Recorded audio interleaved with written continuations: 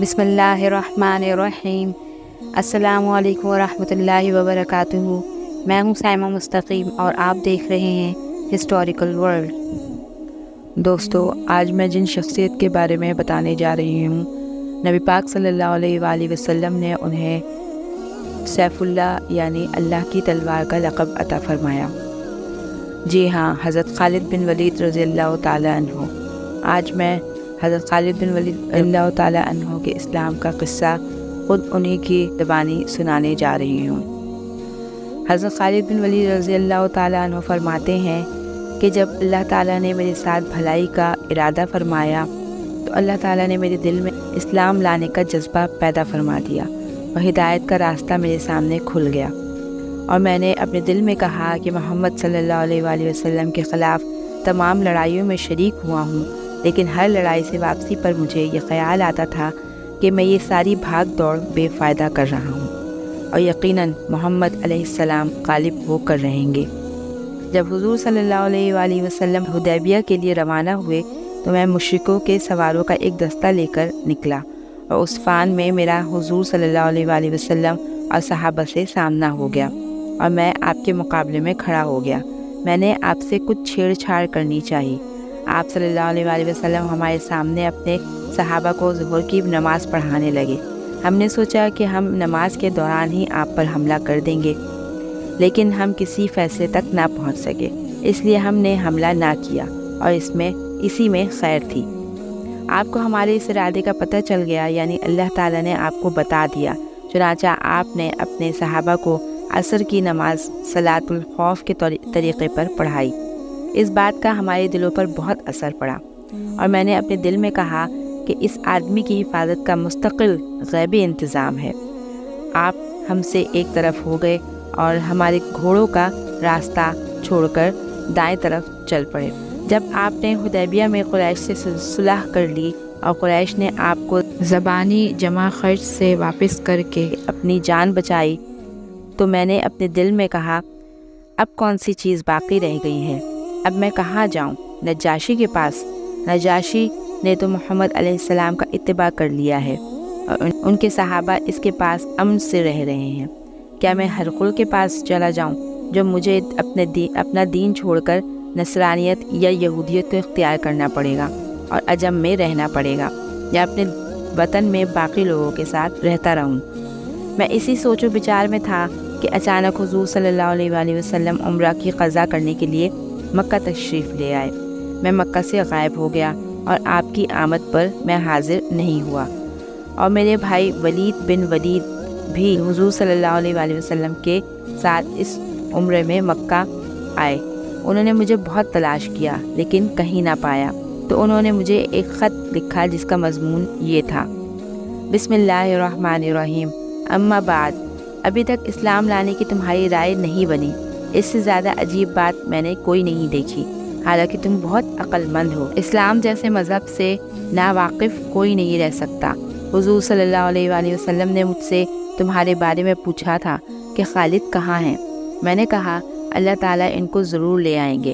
آپ نے فرمایا خالد جیسا آدمی ابھی تک اسلام سے ناواقف ہے، اگر وہ اپنی ساری قوت اور محنت مسلمانوں کے ساتھ لگا دیتے تو ان کے لیے زیادہ بہتر تھا، ہم ان کو دوسروں سے آگے رکھتے۔ اے میرے بھائی، خیر کے بہت سے موقع تم سے رہ گئے، اب تو ان کی تلافی کر لو۔ حضرت خالد فرماتے ہیں کہ جب مجھے اپنے بھائی کا خط ملا تو میرے دل میں مدینہ جانے کا شوق پیدا ہوا اور اسلام کی رغبت بڑھنے لگی، اور مجھے اس بات سے بہت خوشی ہوئی کہ حضور صلی اللہ علیہ وآلہ وسلم نے میرے بارے میں پوچھا، اور اس زمانے میں نے ایک خواب دیکھا کہ میں ایک قحط زدہ اور تنگ علاقہ میں ہوں، اور میں وہاں سے نکل کر ایک سرسبز اور وسیع علاقے میں پہنچ گیا ہوں۔ میں نے کہا یہ سچا خواب ہے۔ جب میں مدینہ آیا تو میں نے کہا کہ اس خواب کا حضرت ابوبکر رضی اللہ تعالیٰ عنہ سے ضرور تذکرہ کروں گا۔ چنانچہ میں نے ان سے اس خواب کا ذکر کیا تو انہوں نے یہ تعبیر بتائی کہ علاقے کی تنگی سے مراد وہ شرک ہے جس میں تم مبتلا تھے، اور اس تنگ علاقے سے نکلنے سے مراد اللہ کی طرف سے اسلام کی ہدایت کا مل جانا ہے۔ جب میں نے حضور صلی اللہ علیہ وآلہ وسلم کی خدمت میں حاضری کا پختہ ارادہ کر لیا تو میں نے سوچا کہ حضور صلی اللہ علیہ وسلم کی خدمت میں حاضری کے لیے کسی کو اپنے ساتھ لے لوں۔ اس سلسلے میں صفوان بن امیہ کے پاس گیا اور میں نے ان سے کہا، اے ابو وہب، کیا تم دیکھتے نہیں ہو کہ ہم کس حال میں ہیں؟ ہماری تعداد داڑھوں کی طرح سے کم ہوتی جا رہی ہے اور محمد علیہ السلام عرب و عجم میں غالب آتے جا رہے ہیں۔ میرا خیال یہ ہے کہ ہمیں محمد علیہ السلام کی خدمت میں حاضر ہو کر ان کا اتباع کر لینا چاہیے، کیونکہ محمد علیہ السلام کی عزت ہماری عزت ہے۔ لیکن صفوان نے سختی سے انکار کر دیا اور کہا، میرے علاوہ اور کوئی بھی نہ بچا تو بھی میں ان کا اتباع ہرگز نہیں کروں گا۔ میں اسے چھوڑ کر چل دیا اور میں نے کہا، اس آدمی کے بھائی اور والد کو بدر میں قتل کیا گیا تھا، اس لیے یہ مان نہیں رہے ہیں۔ پھر میری اکرمہ بن ابی جہل سے ملاقات ہوئی۔ میں نے ان سے وہی بات کی جو صفوان بن امیہ سے کی تھی۔ انہوں نے صفوان بن امیہ جیسا ہی جواب دیا۔ میں نے ان سے کہا، میری اس بات کو چھپائے رکھنا۔ انہوں نے کہا، اچھا، کسی کو نہیں بتاؤں گا۔ پھر میں اپنے گھر گیا اور اپنی سواری کو تیار کروایا۔ میں اس کو لے کر چل پڑا تو راستے میں میری عثمان بن طلحہ سے ملاقات ہوئی۔ میں نے کہا، یہ میرا دوست ہے، لاؤ اس سے بھی اپنی بات کر کے دیکھوں۔ پھر مجھے خیال آیا کہ اس کے آباء و اجداد میں مسلمانوں کے ہاتھوں قتل ہو چکے ہیں، تو ان سے ذکر کرنے کو مناسب نہ سمجھا۔ پھر میں نے کہا، ان سے ذکر کرنے میں کیا حرج ہے، میں تو اب جا ہی رہا ہوں۔ چنانچہ اسلام کے خلاف ہماری محنت کا جو نتیجہ نکل رہا ہے وہ میں نے ان کو بتایا، اور میں نے یہ بھی کہا، ہماری مثال اس لومڑی کی سی ہے جو کسی سوراخ میں گھس گئی ہو، تو اگر اس سوراخ میں ایک ڈول بھی پانی ڈالا جائے تو لومڑی کو نکلنا پڑے گا۔ پہلے دونوں ساتھیوں سے میں نے جو بات کی ایسی ہی ان سے بھی کی، وہ فوراً مان گئے۔ میں نے ان سے کہا، میں تو آج ہی جانا چاہتا ہوں اور میری سواری فج مقام پر تیار بیٹھی ہے۔ ہم دونوں نے آپس میں مکہ سے باہر مقام یاجج پر اکٹھا ہونا طے کیا کہ اگر وہ مجھ سے پہلے پہنچ گئے تو وہ میرا انتظار کریں گے، اور اگر میں ان سے پہلے پہنچ گیا تو میں ان کا انتظار کروں گا۔ چنانچہ صبح سحری کے وقت ہم لوگ گھروں سے نکلے اور طلوع فجر سے پہلے ہی ہم مقام یاجج پر پہنچ گئے۔ پھر وہاں سے ہم دونوں روانہ ہوئے۔ جب ہم ہدا مقام پر پہنچے تو وہاں ہمیں حضرت عمرو بن العاص رضی اللہ تعالیٰ عنہ ملے۔ انہوں نے کہا، تم لوگوں کو خوش آمدید ہو۔ ہم نے کہا، تمہیں بھی خوش آمدید ہو۔ انہوں نے پوچھا، کہاں جا رہے ہو؟ ہم نے کہا، تم گھر سے کس ارادے سے چلے ہو؟ انہوں نے کہا، آپ لوگ گھر سے کس ارادے سے چلے ہیں؟ ہم نے کہا، ہمارا ارادہ تو اسلام میں داخل ہونے کا اور محمد صلی اللہ علیہ وآلہ وسلم کے اتباع کرنے کا ہے۔ انہوں نے کہا، میں بھی اسی وجہ سے آیا ہوں۔ اب ہم تینوں ساتھ بولیے اور مدینہ جا پہنچے اور حرہ میں اپنی سواری بٹھا دی۔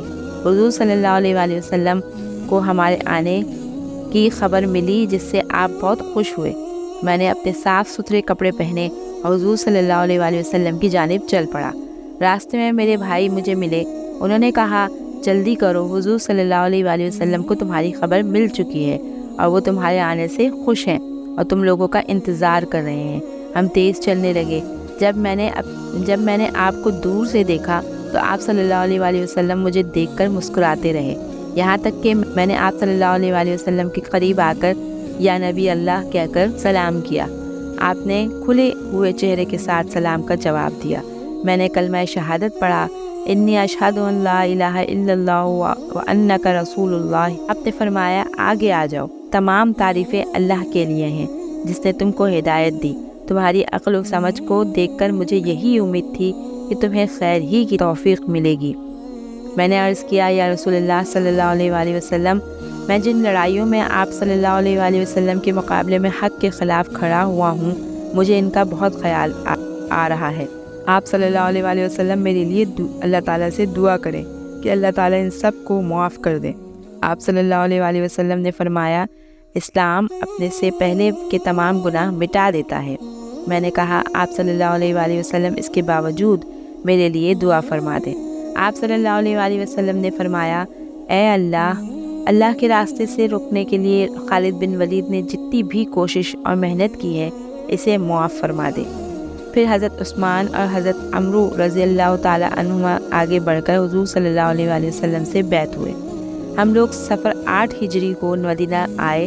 اللہ کی قسم ضروری اور مشکل امور میں حضور صلی اللہ علیہ وآلہ وسلم اپنے صحابہ میں سے کسی کو میرے برابر قرار نہ دیتے تھے۔ یہ تھی حضرت خالد بن ولید رضی اللہ تعالیٰ عنہ کے اسلام لانے کا قصہ۔ امید کرتی ہوں آپ سب کو پسند آئے گا۔ میرے چینل کو لائک، شیئر اور سبسکرائب کیجیے اور بیل نوٹیفیکیشن کو بھی پریس کر دیجیے تاکہ میری ہر نئی آنے والی ویڈیوز کا نوٹیفیکیشن آپ تک موصول ہوتا رہے۔ ملتے ہیں کسی اور ویڈیو کے ساتھ، جب تک کے لیے اللہ حافظ۔